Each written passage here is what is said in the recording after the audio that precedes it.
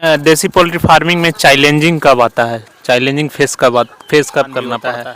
तो देसी poultry farm में कहाँ पे नुकसान होता है और कैसे नुकसान होता है, इसके बारे में थोड़ा सा लोगों कम को करने के लिए बहुत हम देसी जुगाड़ भी लगा रखे हैं। जैसे धान के भूसी हम खिलाते हैं, बाजरा हो गया, उसके बाद हाइपोपोनिक्स के तरीक़ा से जो मक्का का चैनल का बनाया नाम जाता है। संगम राही ब्लॉग्स है और इन्होंने कॉल किया था मेरी वीडियो को देख के कि मतलब मुझे कुछ प्रॉब्लम हो रहा है तो आप आके यहाँ इस फार्म इस लोकेशन पे हमें अभी जहाँ पे हैं अभी सीतामढ़ी है, इस जगह का नाम है और सीतामढ़ी स्टेशन से 10-12 किलोमीटर दूरी पे है ये फार्म।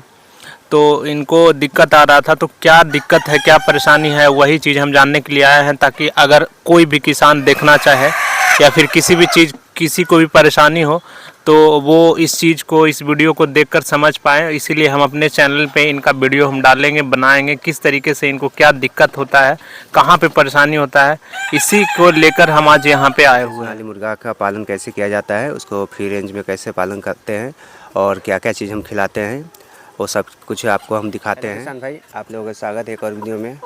आज हमारे पास एक हमारे नए मेहमान आए हुए हैं हमारे पोल्ट्री फार्म पर। इनका संगम नाम है, संगम राही ब्लॉग इनका चैनल का नाम है और आज हमारे फार्म पर आए हुए हैं हमसे कुछ सवाल करने के लिए, हमसे पूछने के लिए।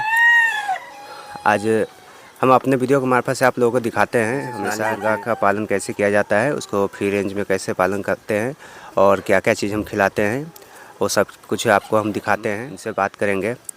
ये हमारे पास भाई जी आए हैं। तो भाई जी, आप कहाँ से आए हैं और आपको आने में कैसे आप आए हैं हमारे पास? जैसा कि इंद्रजीत जी ने मुझे कॉल किया था कि मुझे सपोर्ट की ज़रूरत है, क्योंकि यहाँ पे पहले तो मैं बता दूं कि मेरा नाम संगम राही ब्लॉग्स है और इन्होंने कॉल किया था मेरी वीडियो को देख के कि मतलब मुझे कुछ प्रॉब्लम हो रहा है तो आप आके यहाँ इस फार्म इस लोकेशन पे हमें अभी जहाँ पे हैं अभी सीतामढ़ी है, इस जगह का नाम है और सीतामढ़ी स्टेशन से 10-12 किलोमीटर दूरी पे है ये फार्म। तो इनको दिक्कत आ रहा था, तो क्या दिक्कत है, क्या परेशानी है, वही चीज़ हम जानने के लिए आए हैं ताकि अगर कोई भी किसान देखना चाहे या फिर किसी को भी परेशानी हो तो वो इस चीज़ को इस वीडियो को देखकर समझ पाएँ। इसीलिए हम अपने चैनल पे इनका वीडियो हम डालेंगे, बनाएंगे, किस तरीके से इनको क्या दिक्कत होता है, कहाँ पे परेशानी होता है, इसी को लेकर हम आज यहाँ पे आए हुए हैं। तो मुझे आने में कोई उस तरीके से कोई परेशानी नहीं हुई है और हम देखे कि ये काफ़ी परेशान लग रहे थे, तो इसीलिए हम इनके पास आए और आज इनसे हम जानेंगे कि किस बात की परेशानी है। तो आप बताना चाहेंगे कुछ क्या है? पोल्ट्री फार्मिंग में परेशानी ये है, जो इसका सबसे बड़ा परेशानी है, सेलिंग में परेशानी है। अच्छा, एक बात बताइए, आप जैसे आप कम क्वांटिटी है आपके पास सेलिंग करने में दिक्कत हो रहा है आपको, तो हमें ये बताइए कि आपको कैसे मतलब कहाँ से लगा कि हाँ हमें फार्मिंग करना चाहिए। उससे पहले ये हमें बता दीजिए थोड़ा सा कि आप बॉयलर भी आपके देख रहे हैं कि लोकल जगह पे, जैसा कि आपने बताया, फिर से ये सारा काट दीजिएगा, हम बोल रहे हैं जैसा कि आपने बताया कि बॉयलर का यहाँ पे मार्केट है और देसी का है। देसी करने का क्या रहा आपको, आप बॉयलर क्यों नहीं किए? देसी हम इसलिए हम किए कि देसी में जो है इसका उतना बर्ड बीमारी है नहीं, जितना बॉयलर में इसमें बीमारी है उतना है नहीं। अच्छा। जो नए किसान जो है वो भी कर सकते हैं, इसमें ज़्यादा देख रेख करने का आवश्यकता नहीं है। अच्छा। और दूसरा सबसे बड़ा टर्निंग पॉइंट ये है, इसको आप समय के अनुसार आप इसको होल्ड भी कर सकते हैं। बॉयलर को होल्ड नहीं कर सकते। जब आपका माल तैयार हो गया तो उसको जो भी रेट आपको मार्केट में मिलेगा उस रेट में सेल करना होगा। और इसमें जो है देसी में है आप होल्ड भी कर सकते हैं। अगर जो आपको आधा किलो साइज़ है उस समय नहीं बिकता है तो आप तैयार करके बेच सकते हैं, 1.5 किलो साइज़ में करके बेच सकते हैं, 1 किलो प्लस करके बेच सकते हैं। उसके बाद भी अगर आपको नहीं बिकता है तो आप अंडे पर्पज से भी रख सकते हैं, अंडे इससे निकाल के बेच सकते हैं। तो इसमें बहुत सारा ऑप्शन भी है, जैसे आपको समय के हिसाब से, जैसे आपको अगर मार्केट में पकड़ आता है उस हिसाब से भी बेच सकते हैं। इसको फ्री रेंज भी पालन कर सकते हैं, जिससे आपका दाना का भी कॉस्ट कमेगा और ज़्यादा इसमें देख रेख की आवश्यकता नहीं है। इसीलिए हम सोचे हैं कुछ नया करने का। सभी तो बॉयलर का रखा है, हमारा कुछ सोच था कि हम कुछ नया करके देखते हैं, इसीलिए हम इसको देसी को चॉइस किए हैं। अच्छा, ये बताइए कि जैसे कि आपने बताया बॉयलर के बारे में, तो बॉयलर आपने ऑफ कैमरा में आपने मुझे बताया कि मैंने बॉयलर का भी फार्म किया हुआ था, तो बॉयलर भी आपने किया है और देसी भी आपने किया है, तो बॉयलर में और देसी में आपको क्या लगा? अब बॉयलर में हमको ये है कि जब एक बॉयलर का मुर्गा का पालने में लगभग समथिंग 90 रुपया तक 1 केजी का साइज़ करने में 90 रुपया खर्चा पड़ता है। और मार्केट उसको शेयर मार्केट की तरह ऊपर नीचे उतार चढ़ाव चलता रहता है बॉयलर में। कभी रेट उसका ऊपर चला जाता है, अप जाता है, कभी डाउन जाता है। अगर जो आपका माल अगर जो तैयारी हो गया है उस समय अगर जो मार्केट डाउन हो गया है, कभी 70 रुपये, कभी 75 रुपये, कभी 80 रुपये मार्केट चला जाता है, तो उस समय ज़्यादा करके लॉस ही होता है। लेकिन यही बॉयलर की अपेक्षा जो देसी है उसमें लॉस होने का कोई चांस नहीं है। इसमें आपका कभी भी लॉस नहीं होगा। कितनों भी इसको समझिए कि 1.5 किलो साइज़ हो जाएगा, फिर भी आपका लॉस इसमें नहीं होगा। आप यही है अपेक्षा कि बॉयलर में लॉस होता है ज़्यादा, उसमें बर बीमारी ज़्यादा है। जब सेल हो तैयार हो गया तो उसको सेल करना ही करना है। इसको तैयार जब हो गया तो होल्ड भी कर सकते हैं, इसको रोक भी सकते हैं। मार्केट के हिसाब से 10 से 15 दिन आप इसको होल्ड भी कर सकते हैं। इसीलिए हम बॉयलर को हम उधर साइड कर दिए हैं और देसी हम करना पसंद किए हैं कि ये अपने हिसाब से हम इसको समय आगे पीछे भी कर सकते हैं। अच्छा, ये बताइए कि आपका जो शेड है क्या एरिया है आपके शेड का? हमारे जो शेड का एरिया है जो 20 बाई 25 का है, लगभग 500 स्क्वायर फीट में है। 500 स्क्वायर फीट में हम 500 बच्चा भी रखे हुए हैं। थोड़ा सा इसमें 400 ही बच्चा आना चाहिए था। 400 प्रॉपर गर्मी के लिए चाहिए। जाड़े में तो 500 भी रख सकते हैं, लेकिन जाड़े गर्मी के लिए 400 ही काफ़ी है। लेकिन फिर भी मैं 500 रखा हूँ। हाँ, फ्री रेंज भी हम कर रखा हूँ। फ्री रेंज लगभग 1500-1600 स्क्वायर फीट में हमारा फ्री रेंज है।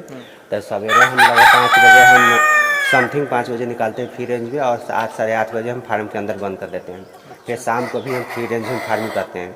तो सुबह शाम हम फार्मिंग भी इसको फ्री रेंज भी कर रहे हैं, जिससे हमारे दाने का कॉस्ट भी कम करने के लिए बहुत हम देसी जुगाड़ भी लगा रखे हैं।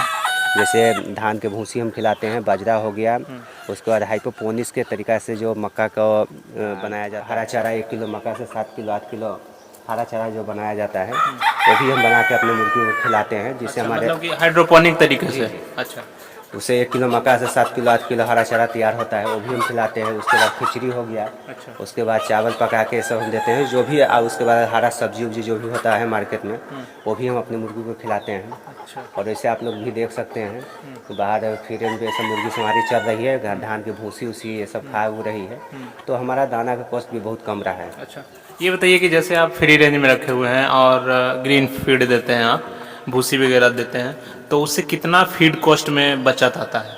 लगभग हमारा 60-70% जो है फ्री रेंज में हम पालने से हमारे दाने का कॉस्ट कम रहा है। अभी 500 हमारे मुर्गी है, लगभग हमें 40-45 किलो डेली का खपत होता है। अच्छा। अगर जिसको फ्री रेंज में हम ना निकाले तो लगभग समथिंग 1 बोरा डेली हमारा खर्चा होगा। लेकिन फ्री रेंज से निकालने से हमको क्या होता है 25 किलो 30 किलो ही डेली हमारा दाना की खपत हो रहा है। तो लगभग वही 15-20 किलो हमारा डेली का दाना का हमको बचत हो रहा है फ्री रेंज में निकालने से। और फ्री रेंज में निकालने से हमको कोई ज़्यादा खर्चा होता नहीं है। 10 रुपया 20 रुपया हम डेली इस पर हम खर्चा करते हैं फ्री रेंज में पालने के लिए, और 10 से 15 किलो दाने का कॉस्ट हम कम कर रहे हैं। तो ये हाइड्रोपोनिक तरीके से आप करते हैं, तो कैसे आपको आइडिया आया, कहाँ से मिला कि हाइड्रोपोनिक तरीके से किया जा सकता है और ग्रीन फीड तैयार किया जा सकता है इसके लिए?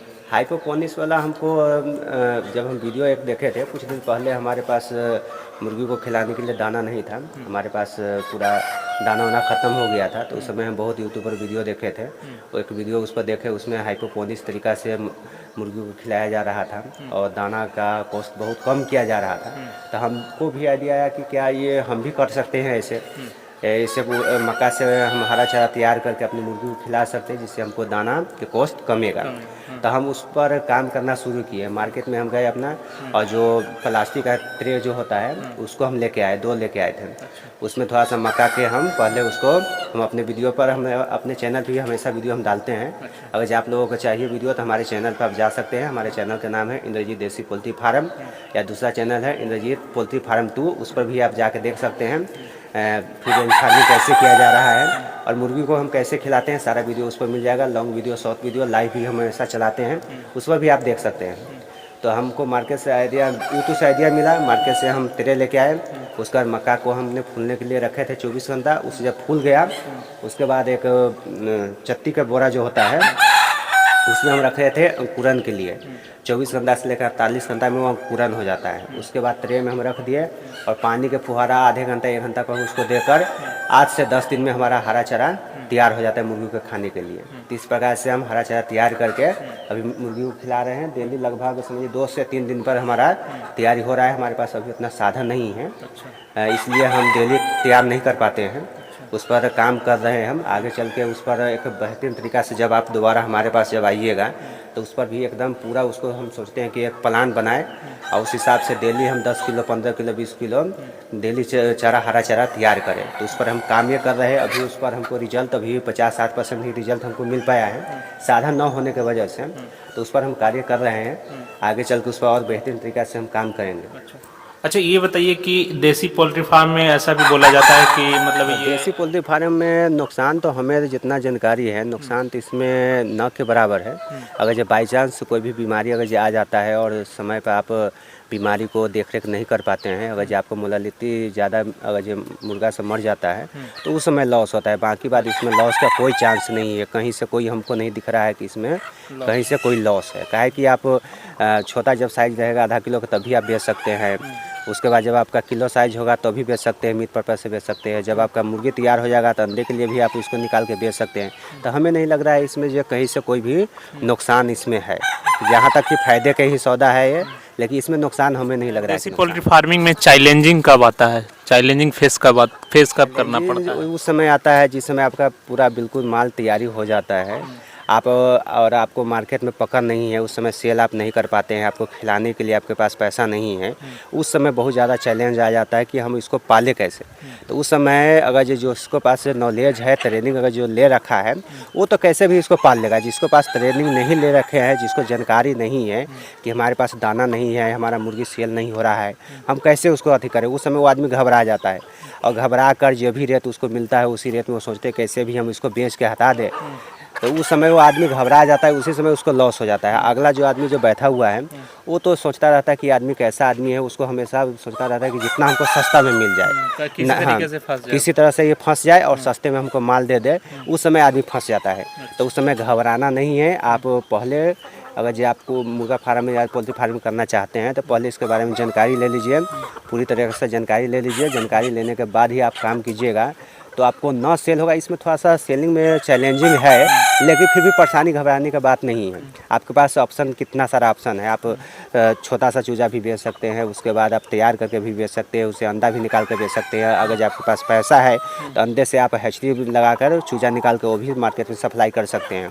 इसमें बहुत सारा ऑप्शन है, बस आपको जानकारी होना चाहिए, आपको पास पूंजी होना चाहिए। जो भी किसान भाई है उन सबों का मन में एक ही सवाल रहता है कि अगर जो हम पोल्ट्री फार्म कर रखे हैं, मुर्गी तो हम पाल लेंगे लेकिन हम सेल कहाँ करेंगे। तो उन लोगों को मैं कहना ये चाहता हूँ कि आप जब से चूजा रखते हैं, अगर जो आपके पास पहले से जानकारी नहीं है, मार्केट के बारे में उतना अनुभव नहीं है, तो आप चूजा रखिए और उसी समय से आपको मार्केट में घूमना है। मार्केट में थोड़ा सा घूमिए, जो भी आपका नज़दीकी कटिंग शॉप है, कटिंग पॉइंट है, जैसे मार्केट हो गया, बाज़ार हो गया, या आपके टाउन में शहर में अगर जो भी कटिंग पॉइंट है वहाँ पर आप जाइए, उनसे बात कीजिए। 10 के पास जाइएगा तो कम से कम 2 4 5 ज़रूर आपको एग्री होगा आपको मुर्गी ख़रीदने के लिए। तो उन सबसे बात कीजिए और जब आपका माल तैयार होगा, जब तक आपका मार्केटिंग भी कुछ पकड़ हो जाएगा, उस हिसाब से आप सेल कर सकते हैं।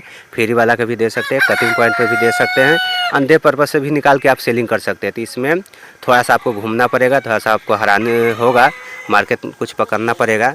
तो आप चूजा रख के भी मार्केट पकड़ सकते हैं। बहुत ऐसे सब हमारे किसान भाई हैं, उन लोगों के मन में सवाल रहता है हम तो पाल लेंगे लेकिन हम बेचेंगे कहाँ है। तो इसको बेचने के लिए भी साधन है। थोड़ा सा आप घूमिएगा, मार्केट कीजिएगा तो कहीं ना कहीं ज़रूर लिंक लाइन बैठ जाता है। इसका मार्केटिंग है लेकिन घूमना पड़ेगा आपको, थोड़ा सा मार्केट आपको देखना पड़ेगा। और आपके पास अगर जो बहुत ऐसे किसान भाई जो बोलते हैं कि हमारा माल तैयारी हो गया, नहीं बिक्री हो रहा है तो हम क्या खिलाएँगे। तो खिलाने के लिए इसको कोई दिक्कत नहीं है, कुछ भी आप खिला सकते हैं। सब पक्षी है, कुछ भी इसको दे दीजिएगा, ये खा लेगा, अपना पेट भर सकता है। आपके पास थोड़ा सा अगर जो जगह है फ्री रेंज तो उसमें भी छोड़िए, फ्री रेंज में चारों पास से जाल लगा कर, जैसे हम जाल लगा के इसको फ्री रेंज में फार्मिंग कर रहे हैं, वैसे भी आप कर सकते हैं। दाने का कॉस्ट आप 60% 70% तक ले भी आप कम कर सकते हैं। आप कैसे कम कीजिएगा वो भी आपको हम वीडियो के मार्फत से हमेशा बतलाते हैं और आगे भी बतलाते रहेंगे। तो आप लोग इस वीडियो को ज़्यादा से ज़्यादा शेयर कीजिएगा नए किसान भाइयों के पास। ऐसे ही वीडियो हमेशा आपके लिए हम बनाते रहते हैं और आगे भी बनाते रहेंगे।